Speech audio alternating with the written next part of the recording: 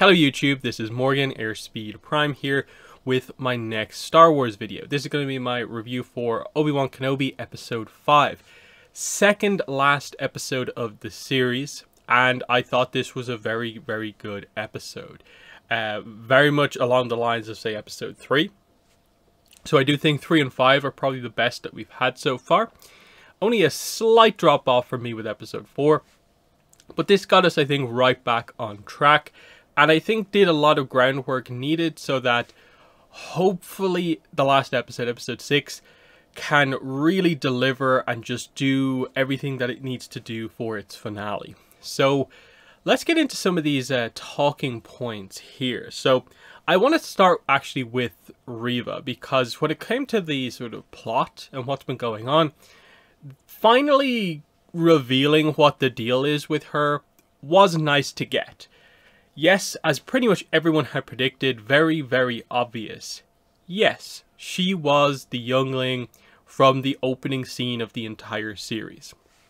That's the reason we had that Order 66 scene and didn't show Anakin, didn't show Obi-Wan, because it was Reva there showing what happened to her, basically in the lead up to the flashback scenes that we see in this episode.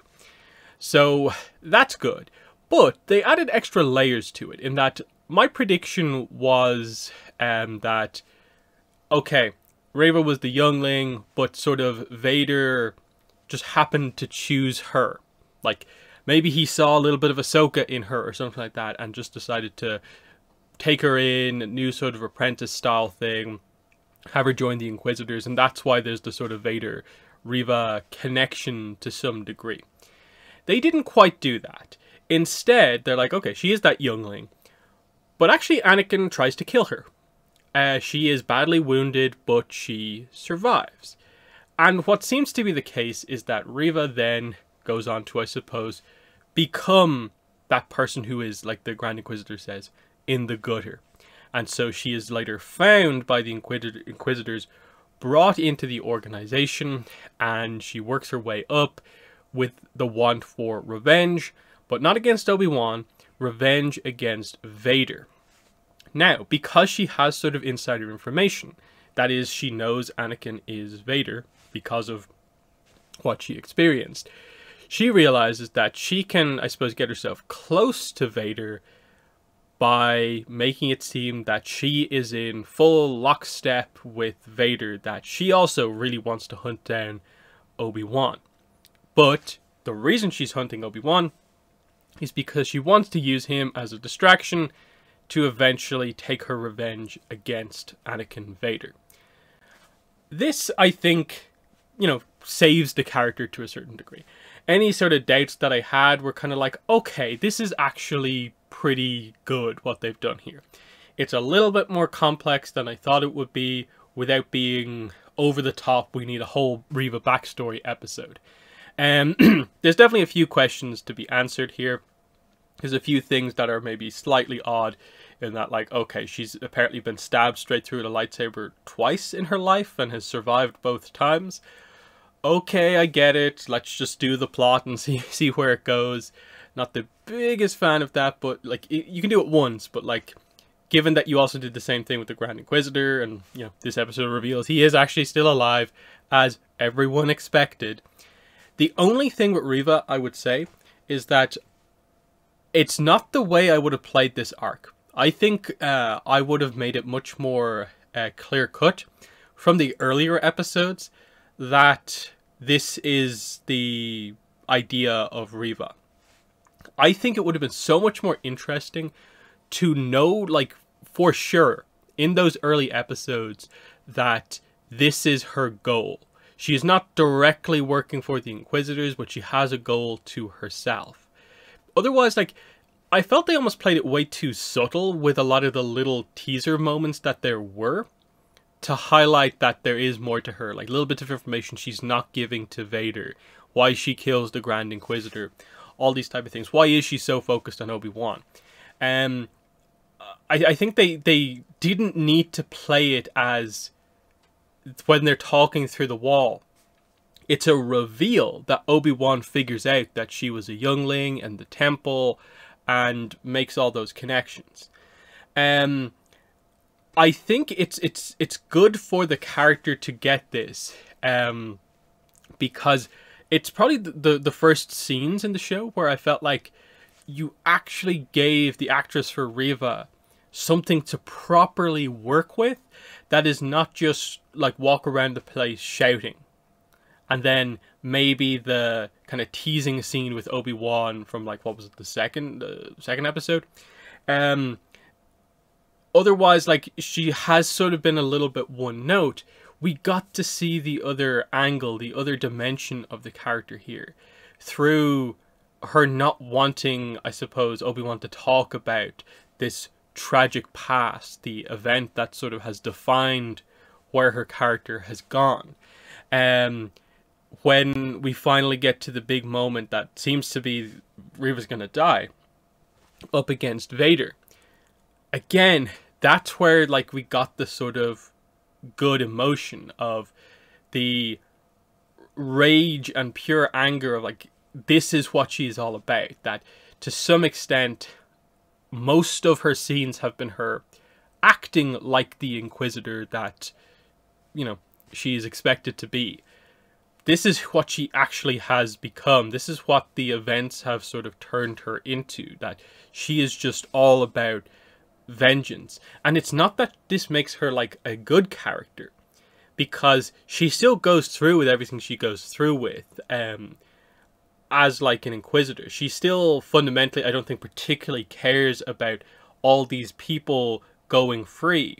She just wants her revenge, and if all those people have to die, it feels like sort of, so be it. I think from other scenes you get the idea that she is not, like, heartless. She was stunned by Vader walking through the town killing people in episode 3. Now, I think that is because that's exactly what he did at the temple, and watching someone sort of do that sort of helpless massacre is something that brings up those old memories. Because obviously there's the slight thing of like, oh, you are sort of in a way kind of becoming what you hate. But I don't think she is quite resorted to being as brutal as that. So there's that slight edge of, you know, I think a relatively nuanced portrayal of a character who has sort of been lost to revenge, but maybe has a glimmer of hope left. So, you know, a lot of that stuff was good. And this got into the whole dynamic that they played with here, which was that they used a pre-Attack of the Clones flashback scene with Obi-Wan and Anakin sparring to basically thematically link the whole episode together with regards to sort of Obi-Wan being the master, Anakin showing where he still has to learn, the episode highlighting that Vader is also sort of still in that position where he still has stuff to learn. And I think they did this to make the line from episode 4 that people keep bringing up, the whole, you know, when I left you, I was but the apprentice and stuff like that, to show that that's the significance of that scene, where Vader is not going to fall for those tricks anymore, like he did in a way throughout this. He is not so set on Obi-Wan that it distracts him from everything else. He was fully prepared in episode 4. You could see the sort of, you know, he's too overly focused on this at this point. So I actually really liked the way they did that, because I also felt like they subtly tied Riva into that as well, in that, okay, you have to show that Obi-Wan was still ultimately able to take advantage of sort of Anakin's core nature, Vader's core nature, and that is just to sort of come at him and be sort of focused on victory as the main thing. But they gave Vader something by highlighting that he's not so blinded that he missed that Riva was that girl from the temple. So I like that they revealed that he knew the whole time. And I suppose he let her be an Inquisitor and do what she needed to do because he was able to direct that anger to his advantage, and just showing how ruthless he is, that the second he's done with her, he's fine with dealing with her in this way. So bringing it kind of full circle like that, I thought actually worked quite well that Vader didn't get tricked by Reva. The overall plan that happened sort of over the course of the episode of Obi-Wan realizing that the one thing I have here is that I know that Vader will be so focused on me, I can use that to my advantage. So I can sort of, in a way, sacrifice myself in nearly any situation, and people can run straight by because he's going to be so focused on me. And that was the thing that Obi-Wan eventually came to realize in all of this. And that was the significance of the sparring scene. So, it led, of course, up to the scene where they talk through the wall. Obi-Wan realizes what Reva's thing is. That Reva actually doesn't really care about Obi-Wan except because Obi-Wan is someone who interests Vader. She actually wants to take out Vader in revenge for what happened. And I like that she did open up about how, she was helpless. She tried to help, but, the best she could do after, I suppose, she got cut down was just act dead to survive and try and make it out alive. This eventually led to I thought it was a little awkward the way they had to kind of maneuver this thing of like Obi-Wan hands over his lightsaber, is like, I know what I need to do, walks out, basically tells Reva that you think you're bringing Vader to me? No, I'm bringing him to you. Kind of highlighting, here is your chance. If you want to do this, this is it. He's going to focus so much on me. Everything else will go kind of wrong. And obviously, in the background, they're organizing the escape thing. Leia only has a minor part of the episode. I didn't mind that too much. They did what they needed to, which was her getting Lola back on side. And then she's small enough that she was able to repair the kind of wire cut thing that Lola, when she was under evil control, the damage that was done. Just nice, effective use of Leia without doing too much with her. I thought it was good. The awkwardness is, of course, that he walked in to have this other conversation with Reva. She then has two stormtroopers escort Obi-Wan back into the building. He immediately takes them out right as Vader arrives. And it's just where they position the characters and the kind of intent behind it, the kind of just the general plotting, was a bit awkward. I understand it because you had to separate all the main characters from the army of stormtroopers. So the corridor was sort of the way to do that. Of Vader has to follow Obi-Wan, so that they can have what looks like a confrontation on their own, with just the escaping ship there, and Reva can sort of sneak in at the end and take advantage of that. I understood exactly why they needed to, where they needed to get to. It's just the way they did it, I thought was a bit awkward. And that Obi-Wan is like sacrificing himself, but then immediately gets basically put back into the same room, and it's just a little awkward. Again, Reva not actually wanting to take out Obi-Wan is the kind of factor that explains some of this, and that I assume to some degree she sent him off with two stormtroopers, knowing it would cause Vader to have to go after.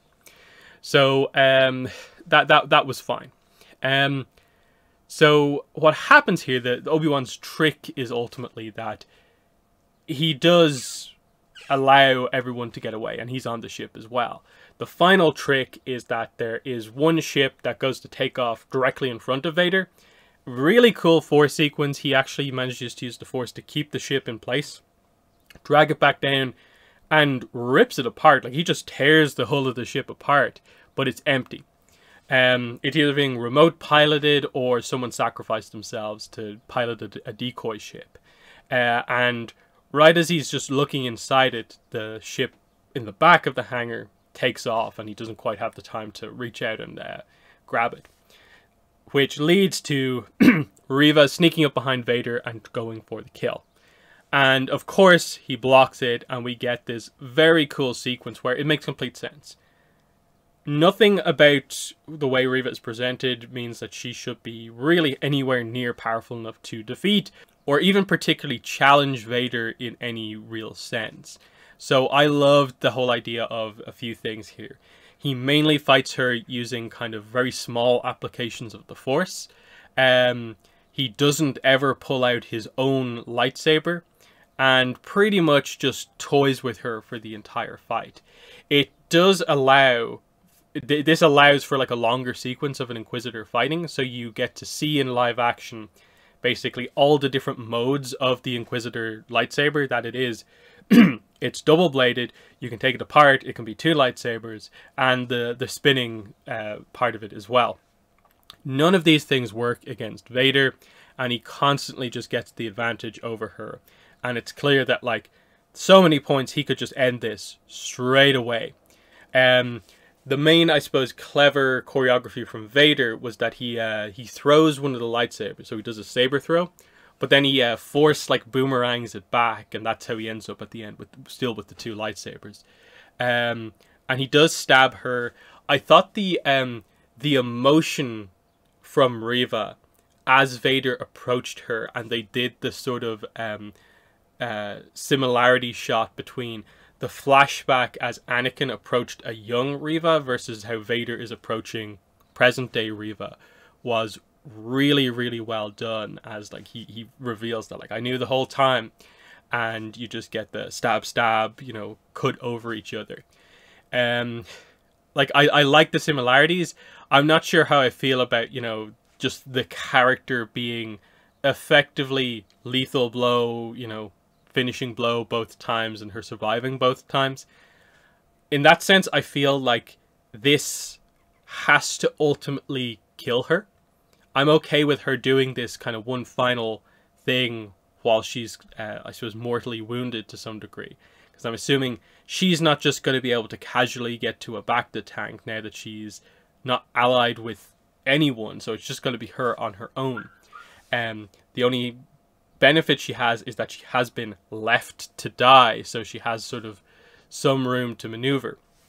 But interesting twist that Obi-Wan, when he handed over his lightsaber, handed over the communicator right after he had got the message from Bail saying that it's been a long time since I've heard from you. If things go wrong, I will help Luke. So I suppose it's Bail kind of realizing that, like, oh, I put a lot on Obi-Wan with this mission, and I know his mission was Luke specifically. If it goes wrong, I do need to look after Luke as well. So I did like that from Bail's perspective, but of course, it's that specific information being there on the communicator led to Reva having the information that she has at the end. And I like that Obi-Wan was able to sense kind of through the Force that this is happening, that in a way, the thing that laser focuses him in on a problem is that Luke's in danger. And I really like that, because like it's quite a jump to be like a nearly mortally wounded Reva is planning to kill Luke. But it shows how focused Obi-Wan is on protecting Luke, that even the most sort of like maybe far off threat, he can sense it. So that was quite good. And as for, I suppose, what Reva is doing here, my guess is that this is the case of, in the past, Vader waltzed through the temple and killed all of the people around her, including children and people she was very, very close to, her family. She, I suppose, effectively has to take from what she saw on the communicator as, oh, this is why Obi-Wan was on that planet. This is the significance of this girl. These are somehow Anakin's children. I will kill his children. That's the only way I can take revenge against him in any way. So she, I guess, is going to head for Tatooine because Leia is with Obi-Wan on the ship. So, again, how exactly this happens, I'm guessing this will be more of a end of the episode type thing, because the actual way the episode ends is that the ship takes off, but Obi-Wan is told that the hyperdrive is out and that they're being followed. So they're on the planet Jabeam, and I don't believe Jabeam is particularly close to Tatooine. You know, obviously there's there's a gap between two planets, and obviously they're ships, so they can travel between planets, but they usually use hyperspace. I'm not exactly sure how exactly this is all going to work, and that, like, are they going to somehow repair the ship, or is the Empire going to effectively capture them, bring them somewhere? Obi-Wan will fight Vader on, like, effectively his Star Destroyer, and they'll engineer sort of a way to escape. This will be the true escape. Leia gets delivered back to Alderaan, Obi-Wan heads to Tatooine, and we have whatever final sequence we have with Reva on Tatooine. Because again, I'm assuming Reva's making it to Tatooine, and that's the way they're going to play it. I'm not exactly sure what way they're going to do it. What I think they should do is that I do ultimately think that Reva has to die. I think it would be a little weird if she didn't. But I think you can do something that is maybe not a full redemption, but like a partial redemption for the character at the end. By maybe Obi-Wan arrives and it looks like he's going to arrive too late, but Reva can't bring herself to actually kill a child in the same way like Anakin did. And it's just that idea of she can't go that far. Obi-Wan maybe reveals the full truth to her, realizing she's just about to die, and she can end on just a kind of, in some ways, like a note of hope, potentially. Maybe it's a little bit too similar to how the death of Darth Maul went, or like, I suppose will go, in terms of the timeline thing. But I feel that's kind of the way you have to do it, because I don't really see, like, is there any way, like, Reva has another confrontation with Vader? I don't really think so. And then, I don't think they're going to have Vader be on Tatooine. I don't think that is something that they would do. So, if there is a final Obi-Wan and Vader fight, which I still think there probably has to be, I'm guessing it has to take place on a ship, or they land on the nearest planet or nearest moon, and that's what happens. That, or they just immediately get captured, they are brought back to Vader's castle on Mustafar, and the fight happens there. This is where, like, this is sort of, in a way, like the way I feel after most of the episodes of Kenobi, is that I'm not super clear on where, like, the trajectory of the show necessarily is going. Because I felt like in a bunch of episodes, like, oh, and this is when Leia will just get immediately sent back to Alderaan, but that hasn't happened. And the only thing to latch onto here is just that they did say the hyperdrive is out, so they're not just escaping, easily at least. What else do we have here? Tala did die. I thought she had a decent run. I was maybe hopeful she would have survived the series, and, you know, she could make a reappearance somewhere else in one of the more rebel-focused shows. I thought that would have been nice. But I thought played a decent role. The character definitely had enough screen time to get across that you should care. You know, a little bit, you know, the fact that she got to, like, talk with Leia a little bit and so on. That actually did feel quite important. That overall action scene of, like, everyone escaping, it was a little chaotic. There was a lot of shaky cam going on, but it was fine overall. I don't have too many problems with that. I suppose I didn't really talk about the actual choreography of the sparring match. I really liked it. You obviously have to realize it's pre-Attack of the Clones, so it's it's Obi-Wan and Anakin before they're basically at their best. So this is like pre-Obi-Wan is the, like, absolute master of defense, but he's still really good. And this is like pre-Anakin is one of the best, like, offensive Jedi ever. But you can see the sort of trajectory that they're both on, in that they definitely play it up of, like, it's Anakin's attack versus Obi-Wan's defense. You could see the two of them, that they still have that really good chemistry in the lightsaber fighting. I loved seeing, like, I suppose, like, it's like Hayden's signature move, the sort of the spin transition into the behind the back, into the sort of twist around to the front. That was really, really good to see. They did the back-to-back thing where like they ended up in a sequence back-to-back and they kind of come out of it. And then yeah, like I think I mentioned earlier on, like the finishing sequence of the fight I thought was really good as well, of like Obi-Wan without a lightsaber just sort of spinning to avoid like a thrust, elbow to the back, subtle force pull with the lightsaber, and that's how he gets it. I thought Hayden acted very well in the scene because he obviously had to act like Episode 2 Anakin, which is one of the more criticized acting performances like in the franchise. But they had to do that accurately, and I thought they did it really, really well.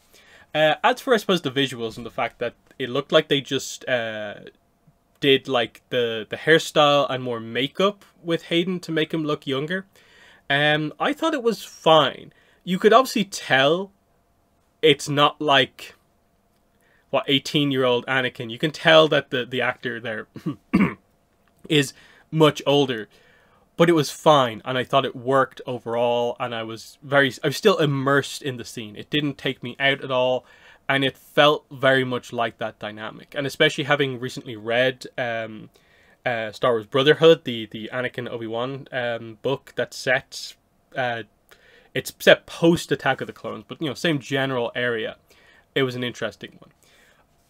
I do wonder why they didn't just do it in, like, early Clone Wars. Like, set it after Episode 2, after Brotherhood, but before the Ahsoka stuff happens. I think that would have been the easier way to do it. That way, you can get away with sort of Hayden doesn't look like Episode 3 Hayden or Episode 2 Hayden by just having it be like he's in this kind of middle ground. So the sort of unfamiliarity with that transitionary design eases you into like how it actually looks. And they could still have a sparring match, just get across that it's before they get shipped out somewhere else. That's probably my only thing with it. I get it. They wanted to have it be, I suppose, during when Anakin was still a Padawan. But given thematically what the episode was doing, of still kind of pointing out that Vader still has some of these tendencies that Anakin had as a Padawan, I think you still could have done it with just a slightly older Anakin, and it would have worked slightly better. Because I think everyone was expecting Clone Wars flashbacks, but instead we got pre-Clone Wars flashbacks, which, again, fine. I really, really like it. It's just maybe slight missed opportunity. But again, some of that stuff is maybe just a little bit more like, we want the fan service. Like, we would have loved to have seen like live action younger Ahsoka, if possible. But you know, it's probably asking for too much. It's probably not needed. This show isn't really focusing on the Ahsoka dynamic here. It's Obi-Wan Anakin. So, anything else to say? I don't think so. I really like the episode. I hope the last episode has enough time. That's one slight criticism of especially the last episode, but this one kind of as well, is that they've only been, like, the last episode was only like, what, 32 minutes or something like that, because the credits are like 4 minutes of the runtime that they list, and then there's usually like the 2 minutes of recap and the Star Wars show intro. So it's kind of whatever time is listed minus almost 6 minutes. So I'm hoping that we go in, and probably next week's episode is, you know, I'd say like at least 51 minutes, so it's at least 45 minutes overall, because I think they have a lot to do to make it all work. In terms of what we're expecting, Obi-Wan Vader fight, final stuff with Reva, go back to Tatooine with the Reva stuff, some sort of an epilogue that involves, I suppose, progress with Luke and Owen potentially, Qui-Gon scene. I think you have to have that connection kind of come back. And then a lot of the stuff that's going to happen at the start of the episode is just maneuvering where exactly Vader and Obi-Wan will actually like encounter each other. And then how do you get from that to Obi-Wan makes it back to Tatooine in enough time? And then you also have to bring Leia back. So there's a lot of things that do need to happen in this last episode. Because I am assuming that it hasn't really been officially confirmed for a season 2. And so this will be a resolution to this specific story. They can come back and do something else with Obi-Wan in a season 2 if they want to, but that this specific story will be told within the next episode. So we'll see where it goes from there. But yeah, next week is the finale. Very excited for it because this was a good lead-in. So in the comments, let me know what your thoughts were. But that's been the video. Thanks for watching, and bye.